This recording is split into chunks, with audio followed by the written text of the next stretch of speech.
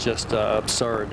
I'm in my 27th year with this airline, and I certainly have a vested interest in seeing this airline move forward.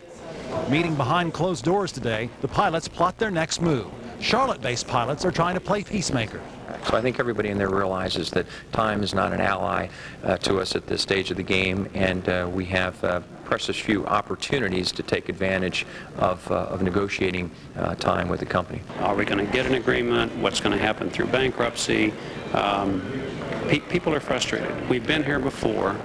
Leaders of the pilots union met here today to decide if they should negotiate with the company. No decision yet. They'll be back here at this hotel tomorrow. Jeff Atkinson, WBTV News 3, reporting live from South Charlotte. Well, today, US Airways slashed prices on hundreds of its fares, a new attempt at getting more flying business. The sale comes one day before NASDAQ boots the airline's shares off its stock exchange. American hostage beheaded was away, a vote that could decide the airline's future. 6 News reporter Tony Burbeck is live now with tonight's big local story. Tony? Sonia, if pilots don't agree to concessions, it is very likely that a bankruptcy court judge will do just that for them. And tomorrow's expected vote could go two ways. Pilots could give the go-ahead for their union to work with US Airways, or tell them their final offer is already on the table.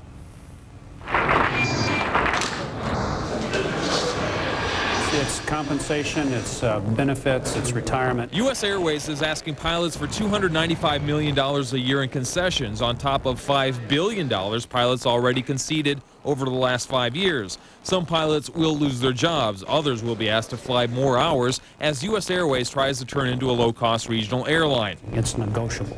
We're close enough to where this can happen. Tuesday's proposal is a last-step measure before the airline can ask the courts to wipe out current contracts and impose cuts. Captain David Butterfield says both sides are trying to reach a voluntary agreement instead of a court-ordered one. And our creditors feel better about the direction that the company and the employers are taking together. More assurance, Butterfield says, that US Airways plans to restructure, not liquidate.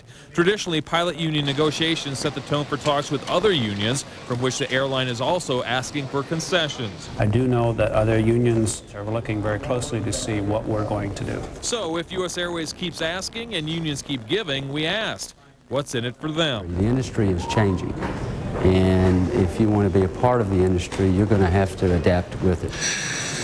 We either can adapt to the change or fold our tent. And talks with pilots and their union leaders resume at 9 o'clock tomorrow morning. Reporting live now tonight from Charlotte Douglas International Airport, Tony Burbeck, 6 News. Just hours ago, one union representing US Airways dispatchers and airline management announced they've reached a tentative agreement on a new contract. The Transport Workers Union represents just over 100 airline dispatchers who will vote on the new contract in the next few weeks.